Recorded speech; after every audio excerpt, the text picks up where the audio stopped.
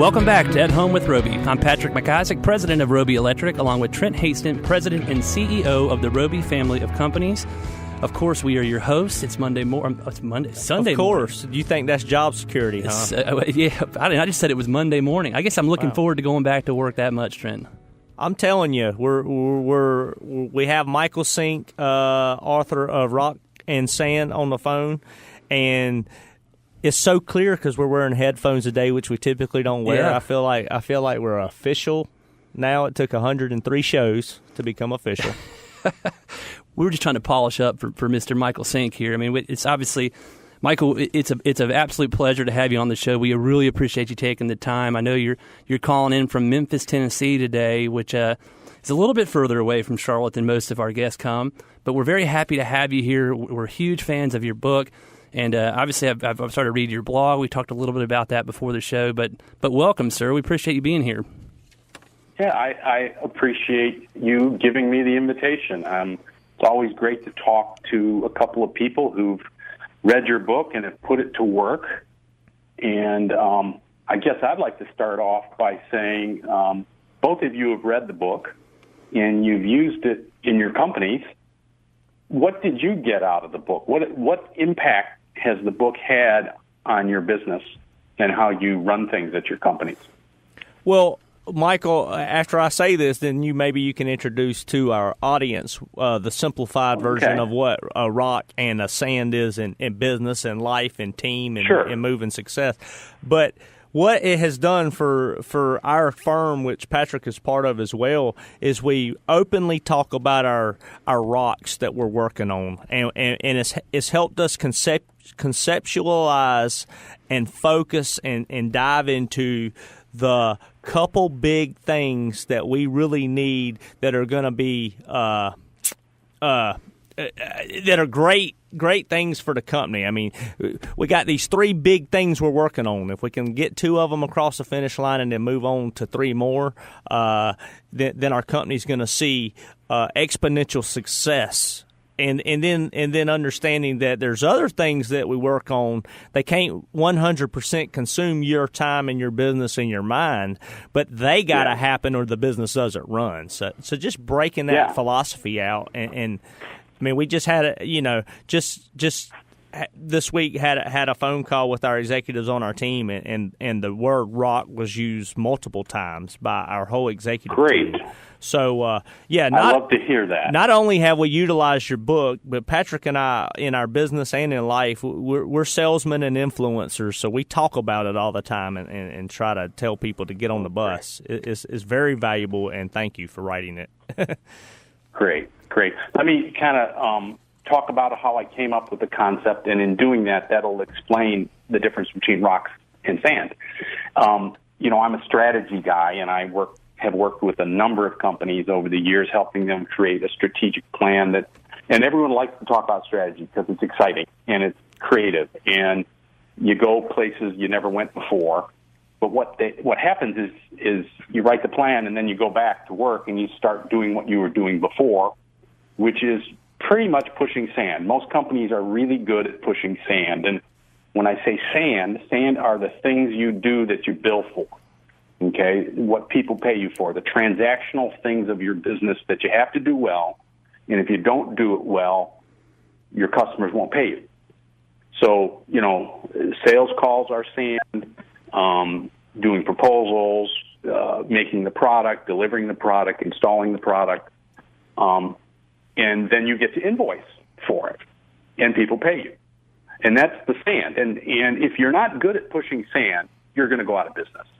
Okay, you have to be good at it. But most companies stop right there, and they think of strategy as being, we just got to push more sand. We got to do more. We got to do it better. We got to do it faster. So let's just work harder.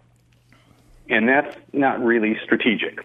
And when I was working with my clients, they all struggled with this idea. They'd go back to work, and they'd forget about everything they said they had to do in the plan. And they said, Mike, help me out. Help us figure out how to pay attention to these strategic initiatives. And out of that came this idea, well, there's sand that you got to push, and there's rocks that you got to move, but the rocks are somewhat suffering from inertia because they're new.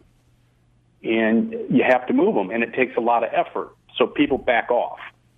But what you've got to do is identify 1 rock a quarter, maybe 4 a year, and then keep pushing the sand while a bunch of the people in the company continue to work on pushing the sand, and then a few people work on each rock. And don't work on 10 rocks at once because you'll get none of them done. Pick one and move it forward. And that's kind of how the rock and sand analogy works. And when I present to people about this, and I ask the listeners here to think, in my business, am I pushing sand or am I moving rocks? And most people are just pushing sand. Well, you're eventually going to be in trouble if you don't push a rock that improves the business, makes it better, opens up a new market, something that allows you to push more sand. And then the reverse side is some people just, it doesn't happen too often, but they spend all this time pushing 10 rocks and they forget about the sand, and then they run out of money.